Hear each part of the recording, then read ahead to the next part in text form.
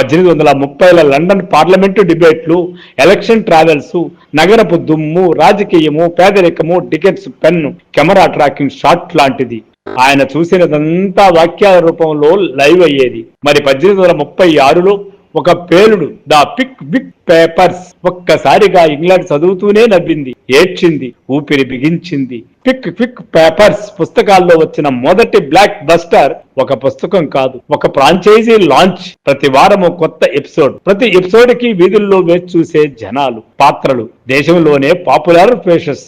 ఇది నెట్ఫ్లిక్స్ కాదు, ఇది ఓటీటీ కాదు, ఇదేదో ఆన్లైన్ ప్లాట్ఫామ్స్ కాదు. ఆనాటి సహజ సిద్ధమైన పత్రికలు, పేపర్ల సమూహంలో సాదాసీదాగా వెలువడినటువంటి గ్రంథాలు, సాహిత్యాలు. ఇది 19వ శతాబ్దపు హైప్ మిషన్. తర్వాత డికెన్స్ ఎకో సిస్టమ్ అయిపోయాడు. ఏ క్రిస్మస్ కార్డ్, మనసును మేకోవర్ చేసే గ్లోవ్స్ట్ స్టోరీ. బ్లాక్ హౌస్, న్యాయ వ్యవస్థపై వేసిన స్టాంప్ లైట్.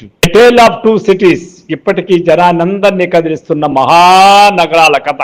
యుగాల్ని కదిలించే సాక్రిఫైస్ మౌంటేజ్, విప్లవం, ప్రేమ, త్యాగం. గ్రేట్ ఎక్స్పెక్టేషన్స్, మనిషి ఎదుగుదలకు రివర్స్ షాట్. ఒలివర్ ట్విస్ట్, నగరపు పొగ మంచులో కనబడని పిల్లల గోల. ప్రతి నవల ఒక సినిమా, ప్రతి పాత్ర ఒక సజీవ ఫ్రేమ్. డికెన్స్ ను చదవాలని ప్రపంచం ఎందుకు ఈ రోజుకి కోరుతుంది? ఎందుకంటే ఆయన రాసింది కథలు కాదు, కాలం, గ్రామాలు, వీధులు, ఫ్యాక్టరీలు, ప్రేమలు, నొప్పులు, మానవ స్వభావం, వీటన్నిటినీ చర్మం మీద పాకే రియలిజం తో చూపించాడు.